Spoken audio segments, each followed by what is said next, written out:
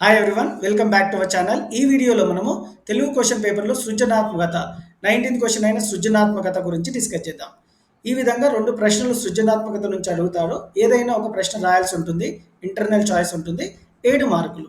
ఏ questions అడుగుతారో మనం ఎలా రాయాలి యాజ్ పర్ అకాడమిక్ స్టాండర్డ్స్ అంటే ప్రిన్సిపల్స్ ఆఫ్ వాల్యుయేషన్ ద్వారా మార్కులు ఎలా అలాట్ చేస్తారు అనేది వివరంగా ఈ వీడియోలో చూద్దాం. ఈ వీడియో మీకు డెఫినెట్గా హెల్ప్ఫుల్ అవుతుంది. Don't skip the video, watch till the end.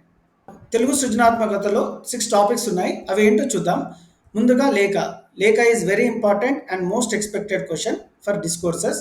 Next సంభాషణ, మనము కన్వర్జేషన్స్ అంటాము. తర్వాత ప్రశ్నావళి, ఇంటర్వ్యూ అంటాము. నెక్స్ట్ కవిత, కరపత్రము అండ్ లాస్ట్ నినాదాలు. ఈ 6 ప్రశ్నల్లో ఏవైనా 2 ఇవ్వచ్చు. సో ఫస్ట్ 3 చాలా ఇంపార్టెంట్: లేఖ, సంభాషణ, ప్రశ్నావళి. ఈ 3 నేర్చుకోండి.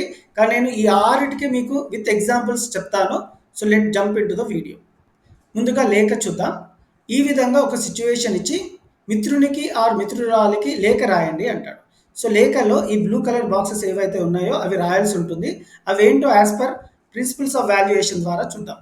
ప్రిన్సిపల్ ఆఫ్ వాల్యుయేషన్ అంటే ఏం లేదు స్టూడెంట్స్, ఎవరైతే మన పేపర్ని దిద్దుతారో ఎగ్జామినర్ వాళ్ళకి ఇన్స్ట్రక్షన్ షీట్ ఇచ్చి ఇదే విధంగా ఆన్సర్ షీట్ని మార్క్స్ అలాట్ చేయమంటారు. సో వాళ్ళు ఏ విధంగా మార్క్స్ అలాట్ చేస్తే మనం అదే విధంగా రాయాల్సి ఉంటుంది కాబట్టి ఇదే విధంగా మనం రాయాలి. లేఖ రచన నియమాలకి 2 మార్క్స్ అంటే స్థలం, తేదీ, సంబోధన, చిరునామా, సంతకం రాస్తే మనకి 2 మార్క్స్ వస్తాయి. అంటే ఈ విధంగా ప్లేస్, డేట్, సో మిత్రుని శేఖర్కి ఆర్ ప్రియమైన మిత్రురాలకి సంబోధనగా రాస్తే అండ్ ఇట్లు నీ మిత్రుడు, మీ పేరు, చిరునామా రాస్తే మనకి 2 మార్క్స్ వస్తాయి. అందుకనే వీటిని బ్లూ కలర్ బాక్స్లో ఈజీగా అర్థం చేయడానికి పెట్టాను. విషయానుగుణంగా రాస్తే 3 మార్కులు. అంటే ఈ ఏదైతే మ్యాటర్ ఉందో విషయానికి మనకి 3 మార్కులు ఉంటాయి. దీనికి ఎలాంటి ప్రిపరేషన్ అవసరం లేదు, సొంతగా రాస్తే సరిపోతుంది. వాక్య నిర్మాణ క్రమంకి 1 మార్క్. అంటే ఆర్డర్, సో ఇక్కడ నుంచి స్టార్ట్ చేసి ఇంట్రడక్షన్ నుంచి స్టార్ట్ చేసి ఫైనల్ టాపిక్గా తీసుకెళ్తే 1 మార్క్.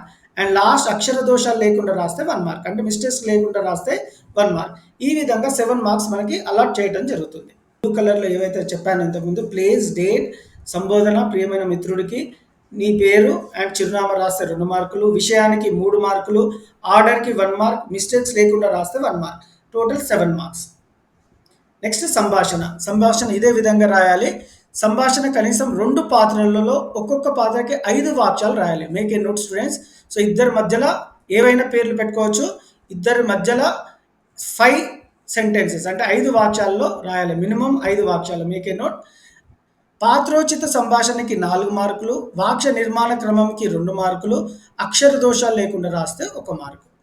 సో ఒక ఎగ్జాంపుల్ చూద్దాం. పల్లెపట్నం గురించి మాట్లాడుకుంటున్న ఇద్దరు వ్యక్తుల మధ్యలో సంభాషణ రాయండి. వెంకన్న: బాబు, తమది ఏ ఊరు? నిఖిల్: హైదరాబాద్. నీది? వెంకన్న: నిజామాబాద్ జిల్లాలో పల్లెటూరు. నిఖిల్: మీరు పల్లెల్లో ఎలా బతుకుతారు? వెంకన్న: కల్తీ లేని ఆహారం తింటూ బతుకుతాం. నిఖిల్: మీకు కరెంటు ఉండదు కదా, వేసవి కాలంలో ఉక్కపోత కదా. వెంకట: హాయిగా ఆరు బయట మంచాలు వేసుకొని మా వీధి వాళ్ళందరూ కబుర్లు చెప్పుకుంటూ పడుకుంటాం, చల్లగా ఉంటుంది. నిఖిల్: హోటల్స్ ఉండవు కదా. వెంకన్న: కొత్త వారిని ఆదరించి కడుపు నిండా తిండి పెడతాం, వసతి కల్పిస్తాం, ఇంకా హోటల్స్ ఎందుకు. నిఖిల్: హాస్పిటల్స్ ఉండవు కదా. వెంకన్న: కష్టపడి పనులు చేసుకుంటాం, సాధారణంగా ఏ జబ్బు రాదు, వచ్చినా చిన్న డాక్టర్ ఉంటాడు, పెద్ద జబ్బు అయితే పట్నం వస్తాం. సో ఈ విధంగా మీరు సంభాషణ కన్వర్జేషన్ రాయాల్సి ఉంటుంది. ఓన్గా రాయొచ్చు, ఇదే రాయాలనే రూల్ ఏం లేదు. మీరు ఏదైనా సరే కన్వర్జేషన్ మీ ఓన్గా రాయొచ్చు.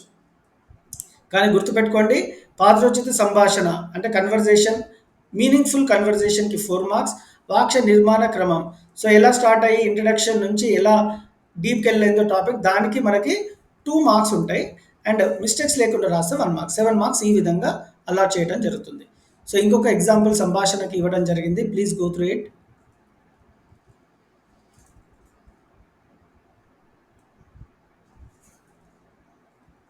నెక్స్ట్ ప్రశ్నావళి, ఇంటర్వ్యూ. ప్రశ్నావళికి మార్క్స్ ఈ విధంగా అలాట్ చేయడం జరుగుతుంది.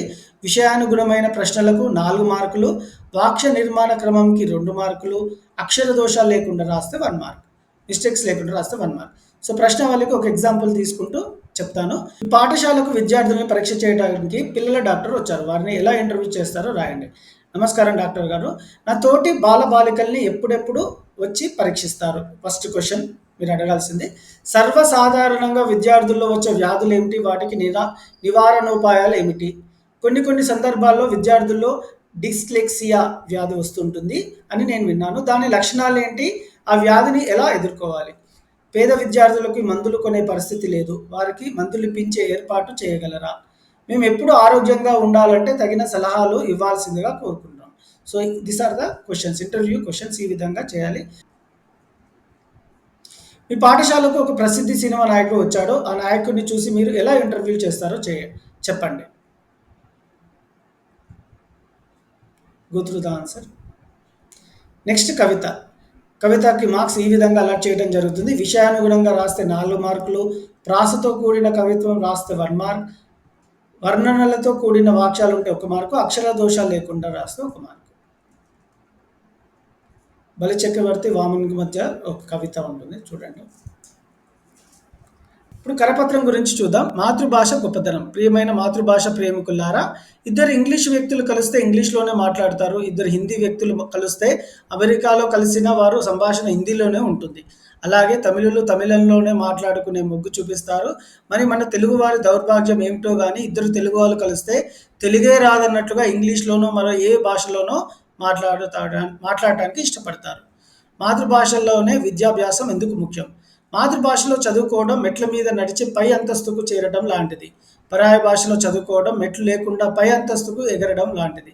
మాతృభాష కళ్ళు వంటివి, పరాయ భాష కళ్ళజోడు వంటిది. మాతృభాషను మరవకండి. ఇతర భాషలు నేర్చుకోండి, కానీ మాతృభాషను తృణీకరించవద్దు. ఎంత ఎత్తుకు ఎదిగినా మూలాలను మరవవద్దు. భాష జీవిస్తేనే మనం జీవించినట్లు. తెలుగు మాట్లాడండి, తెలుగు భాషను రక్షించండి. నినాదాలు, స్లోగన్ చూద్దాం. సమాజంలో మూఢనమ్మకాలను వ్యతిరేకంగా నినాదాలు. దురాచారాలను తొలగించు, సమానతను పంచు. అంటరానితనం వద్దు, సంకుచితంగా మసలవద్దు. వరకట్నాన్ని నిర్మూలిద్దాం, ఆడపిల్లల జీవితాల్లో వెలుగు నింపుదాం. కులం కన్నా గుణం మిన్న. అసమానతలకు దూరంగా ఉండు, అందరినీ ఆదర్శంగా జీవించు. కులమతాలను దూరం చేయి, సమాజాన్ని అందించు. So this are the slogans, నినాదాలు అంటాం. సో ఈ 6 సృజనాత్మకలు నేర్చుకున్నారు కదా స్టూడెంట్స్. మీకు ఈ వీడియో హెల్ప్ఫుల్ అయినట్టుంటే please give a like, share with your friends. Thank you.